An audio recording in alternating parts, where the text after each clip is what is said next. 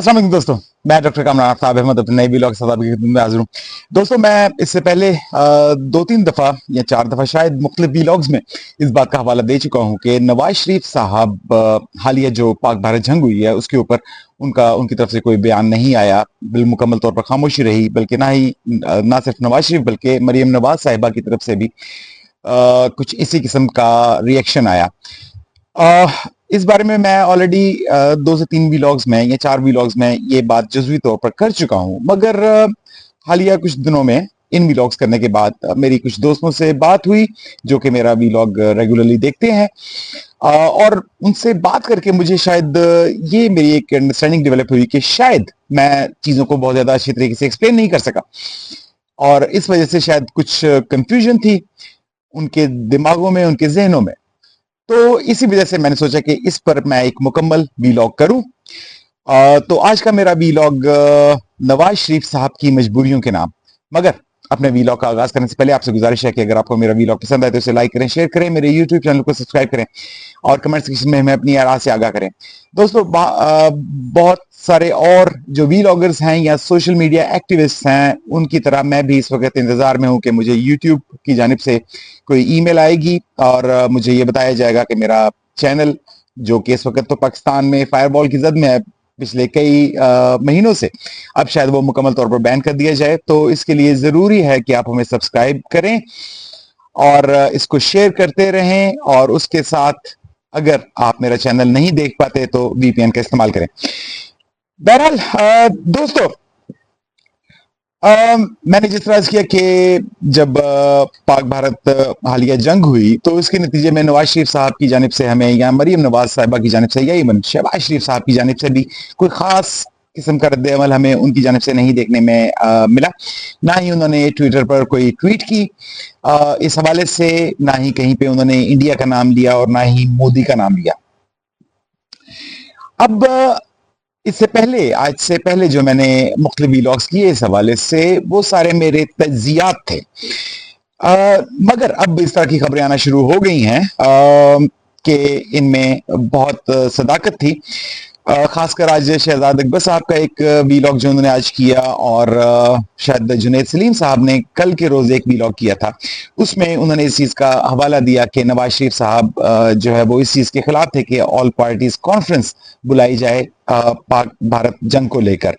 और उसकी वजह क्या थी? उसकी वजह ये थी कि नवाज शरीफ साहब ये समझ रहे थे कि उस ऑल पार्टीज कॉन्फ्रेंस में नवाज शरीफ साहब का नाम लेके तनकीद की जाएगी या उनसे सवालात किए जाएंगे कि आप मोदी का नाम क्यों नहीं लेते या आप इंडिया का नाम क्यों नहीं लेते, और इसकी वजह से उनकी शायद मजीद जगहसाई होगी, इसलिए उन्होंने एपीसी ही नहीं होने दी इस अहम तरीन मामले पर। अब बहुत सारे तजिया निगार मैं काफी अरसे से नोट कर रहा हूं कि वो ये समझते हैं, और मैं सबका एहतराम करता हूं, बड़े सुलझे हुए और कोना शिकन किस्म के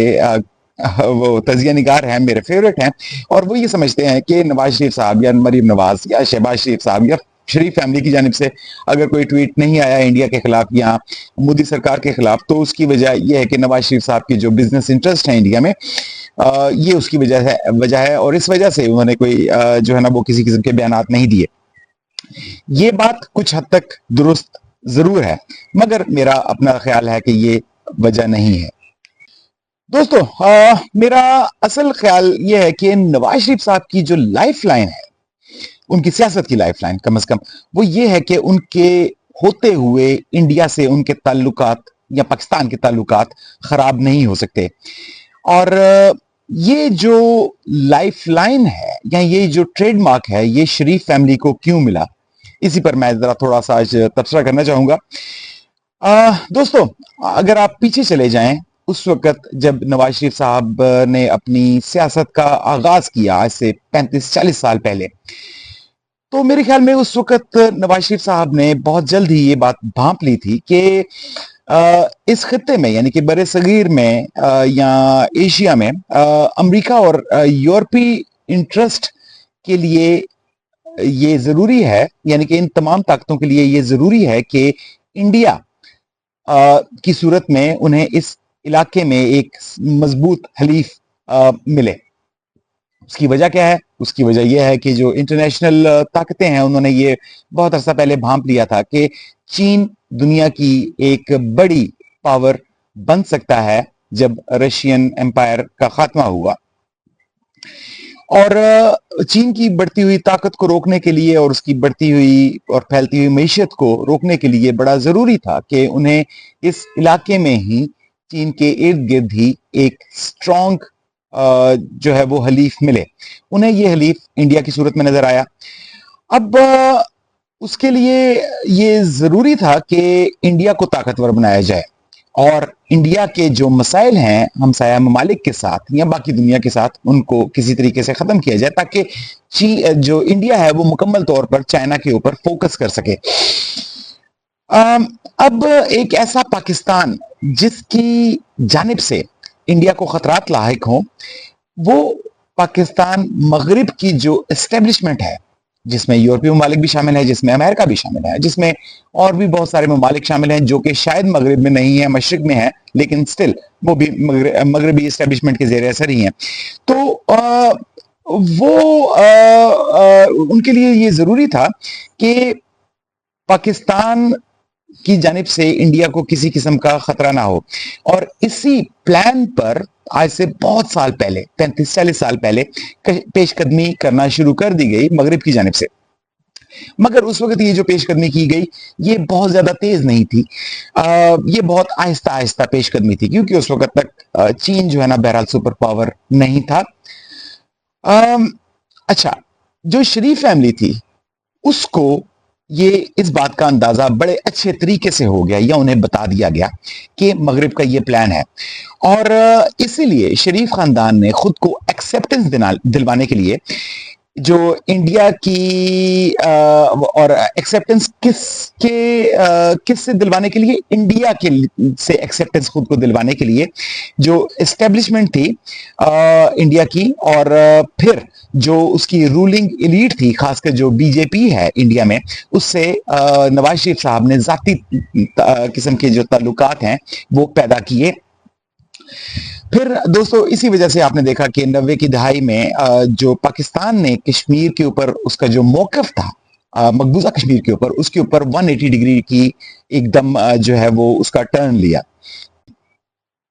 دوستو اسی یو ٹرن کی وجہ سے پہلے تو جو مقبوضہ کشمیر میں جو جہاد جس کی حمایت کی جاتی تھی ہمیشہ پاکستان کی جانب سے، اس سے خود کو آہستہ آہستہ دور کیا گیا، اور پھر کچھ ہی سالوں بعد اگر اس طرح کی کاروائیاں کشمیر میں ہوئیں یا کشمیریوں نے کی تو انہیں پاکستان کی جانب سے دہشت گردی قرار دیا گیا، خاص کر شریف فیملی کی جانب سے۔ اور یہ تمام اقدامات اس وقت 90 کی دہائی میں کیے گئے جب شریف خاندان خاص کر اقتدار میں ہوتا تھا۔ اچھا، اس بات کا اندازہ پاکستان پیپلز پارٹی کو بھی اچھی طرح ہو گیا تھا، لیکن انہوں نے خیر ایک خاص لمٹ کراس نہیں کی انڈیا سے تعلقات استوار کرنے میں۔ بہرحال پاکستان کی ملٹری اسٹیبلشمنٹ ہی ہمیشہ پاکستان میں طاقت کا منبع رہی ہے،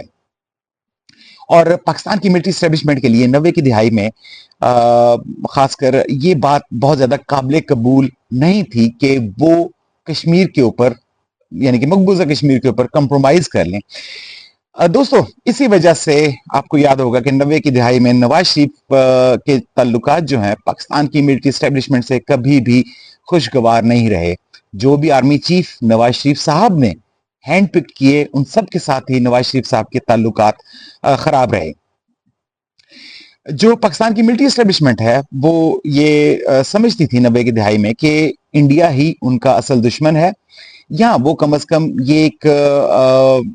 جو ہے وہ ایک میسج عام عوام کو اپنی ایکسیپٹنس کے لیے، جو پاکستان کی ملٹری اسٹیبلشمنٹ ہے وہ اپنی ایکسیپٹنس کے لیے عوام کے اندر انہوں نے کم از کم یہ بات ایک مشہور کر رکھی تھی، یا اس چیز کے ارد گرد ہر چیز ریوالو کرتی تھی اس وقت کہ اصل دشمن صرف انڈیا ہی ہے، اور اس کے لیے ضروری ہے کہ آپ جو انڈیا کو ہر وقت پاکستان جو ہے نا وہ آنکھیں دکھاتا رہے۔ اور پھر اسی کی کنٹینیوشن تھی کہ جو پاکستان کی ملٹری اسٹیبلشمنٹ تھی وہ یہ چاہتی تھی کہ جو عالمی لیول پر کشمیر کا ایشو ہے وہ ہر وقت چلتا رہے۔ बहरहाल इंडिया की अगर आप बात करें तो इंडिया के लिए ये काबिल कबूल हरगिज नहीं था। और अगर ये बात इंडिया के लिए काबिल कबूल नहीं थी तो फिर जो मगरबी एस्टेब्लिशमेंट है उनके लिए भी ये बातें काबिल कबूल नहीं थी। अब नवाज शरीफ साहब ने भी अपने मुस्तकबिल की जो सियासत है उसको बचाने के लिए उसी कश्ती में सफर शुरू कर दिया जिसमें इंडिया की एस्टेब्लिशमेंट सवार थी और मगरबी एस्टेब्लिशमेंट भी सवार थी। अब अगर बात करें आप मुशर्रफ साहब के मार्शल लॉ की, तो मुशर्रफ साहब का जो मार्शल लॉ था वो भी इसी सिलसिले की एक कड़ी थी कि मुशर्रफ साहब भी पाकिस्तान की मिलिट्री एस्टेब्लिशमेंट जो उस वक्त जिस तरह बाकी समझती थी कि इंडिया एक दुश्मन है या इंडिया को एक दुश्मन के तौर पर ही हमें ट्रीट करना चाहिए, और उन्होंने और उनके लिए ये एक्सेप्टेबल नहीं था कि नवाज शरीफ साहब कश्मीर पॉलिसी पर अपना मौकफ बदल लें या इंडिया के साथ बहुत ज्यादा करीबी ताल्लुकात कायम कर लें, और इसी वजह से मुशर्रफ साहब ने नवाज शरीफ साहब का भी तख्ता पलटा। अब बहरहाल दोस्तों, मुशर्रफ साहब ने मार्शल लॉ तो लगा लिया, लेकिन जो मगरबी ताकतें थी उनके लिए ये बहुत ज्यादा काबिल कबूल नहीं था। लेकिन फिर आप फॉर्चुनेटली कहें या अनफॉर्चुनेटली कहें कि 9/11 का वाकया हो गया। अब 9/11 के वाकये के बाद जो दुनिया के हालात हैं वो बदल गए। उस वक्त फिर मगरब को जरूरत थी एक हलीफ की इस खत्ते में जो कि जिनकी मदद से अफगानिस्तान के ऊपर हमले किए जाएं, और उनको एक सस्ती फौज की जरूरत भी थी। मुशर्रफ साहब ने अपना कंधा पेश किया और इस वजह से मुशर्रफ साहब की एक्सेप्टेंस हो गई मगरबी ताकतों के लिए कुछ सालों के लिए। लेकिन 2 से 3 साल बाद ही जब अमेरिका ने खासकर इस खत्ते में अपने बहुत सारे गोल्स अचीव कर लिए तो उन्हें ये बात समझ आई कि अब उन्हें मुशर्रफ साहब की जरूरत नहीं है। उस वक्त फिर मुशर्रफ साहब ने एक नया पता खेला, और वो पता ये था कि जो काम मगरबी एस्टेब्लिशमेंट ये समझती थी कि वो नवाज शरीफ से करवाएंगे, मुशर्रफ साहब ने उसके लिए अपनी खिदमत पेश की। यानी कि इंडिया से ताल्लुकात मुशर्रफ साहब ने कोशिश की कि वो खुद ही बेहतर कर लें, और ताकि उनकी जो एक्सेप्टेंस है मगरबी ताकतों की नजर में वो बरकरार रहे। इसमें मुशर्रफ साहब को बड़ी हद तक कामयाबी भी मिली और उनके इक़्तिदार के 2 से 3 साल मजीद उनको मिल गए मुशर्रफ साहब को इसी अरेंजमेंट के तहत। अच्छा, अब इसमें दोस्तों ये बात आपने याद रखनी है कि मुशर्रफ साहब इस खत्ते की भलाई के लिए या पाकिस्तान की भलाई के लिए ये इकदाम नहीं थे कर रहे, वो सिर्फ अपने इक़्तिदार को बचाने के लिए ये इकदाम कर रहे थे। फिर आपको याद होगा कि कश्मीर तनाज़े पर उस वक्त बहुत सारी पेशरफ्त हुई और जिसमें फिर मगरबी कुव्वतें भी इन्वॉल्व हुई। कश्मीर का तनाज़ा हल के बहुत ही करीब था मुशर्रफ साहब के दौर में, मगर फिर उस वक्त की मिलिट्री एस्टेब्लिशमेंट जो पाकिस्तान में थी उन्होंने मुशर्रफ साहब को मजबूर किया कि वो कश्मीर के हवाले से किसी मुआहदे पर दस्तखत ना करें। जब मुशर्रफ साहब ने ये दस्तखत नहीं किए तो मुशर्रफ साहब की जो वैल्यू है इंटरनेशनल एस्टेब्लिशमेंट की नज़र में वो मुकम्मल तौर पर ख़त्म हो गई। और फिर दोस्तों इसी वजह से जो मगरबी एस्टेब्लिशमेंट थी और मगरबी ताकतें थी उन्होंने दोबारा पाकिस्तान पीपल्स पार्टी और पाकिस्तान मुस्लिम लीग नून से रुजू किया। इसी के नतीजे में यहाँ पर मिसाके जो जमहूरियत हुआ इन दोनों पार्टीज के दरमियान, और फिर उसके नतीजे में बेनज़ीर साहिबा को दोबारा पाकिस्तान में लॉन्च किया गया। अब ये सूरत हाल मुशर्रफ साहब के लिए काबिल कबूल नहीं थी कि उनके होते हुए पाकिस्तान पीपल्स पार्टी या पाकिस्तान मुस्लिम लीग नून को इक़्तिदार में लाया जाए, और शायद इसी वजह से बेनज़ीर साहिबा का खात्मा भी किया गया। मगर जो इंटरनेशनल एस्टेब्लिशमेंट है, चूंकि वो मुशर्रफ साहब को हटाने का प्लान मुकम्मल तौर पर बना चुकी थी, और उसकी वजह अगेन मैंने जिस तरह बयान की उसकी एक बहुत बड़ी वजह यह भी थी कि मुशर्रफ साहब के होने के बावजूद इंडिया के साथ ताल्लुकात पाकिस्तान के बेहतर नहीं हो सके। तो इसी वजह से फिर मगरबी ताकतों ने उस वक्त ये जो अदलिया बहाव तहरीक आपको अदलिया बचाओ तहरीक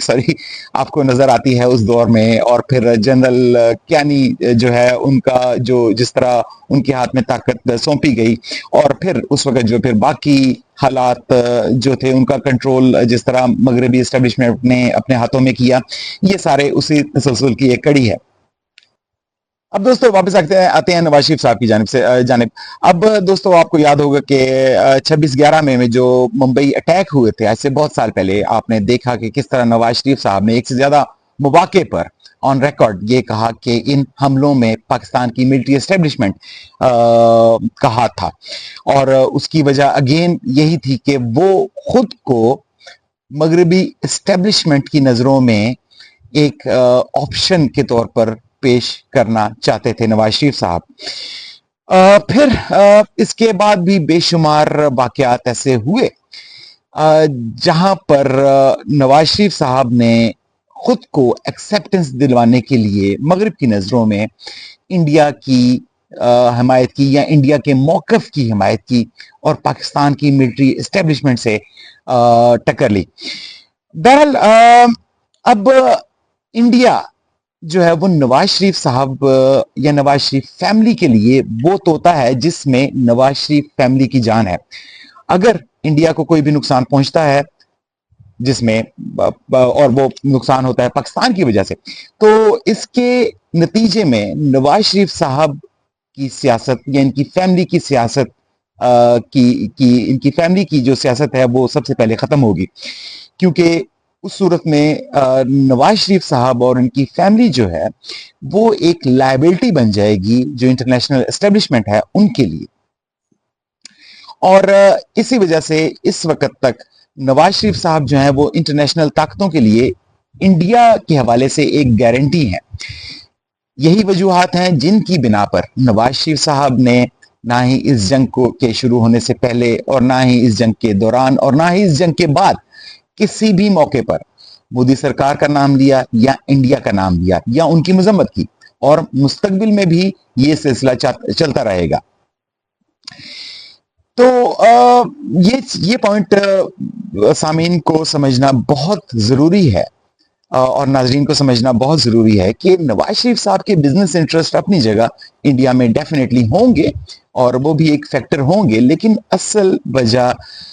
ये है कि नवाज शरीफ साहब की जो सियासत है इस वक्त, उसका महवर सिर्फ जो मगरबी ताकतें हैं, मगरबी इस्टेब्लिशमेंट है, सिर्फ वही हैं। और उनके लिए ये ज़रूरी है कि पाकिस्तान में जो भी हुकूमत हो, चाहे वो नवाज लीग हो, चाहे वो पाकिस्तान पीपल्स पार्टी हो, चाहे मार्शल लॉ हो, या पाकिस्तान तहरीक इंसाफ हो, वो इंडिया के साथ ताल्लुकात बहुत ही खुशगवार रखें। बहरहाल मैं नवाज शरीफ साहब की मैं मजबूरी समझता हूं। उनकी अपनी सियासत, जो प्रैक्टिकल सियासत है, वो तो जाहिर है अब मुकम्मल तौर पर खत्म हो गई है, लेकिन वो मजबूर हैं अब अपनी फैमिली की सियासत की वजह से।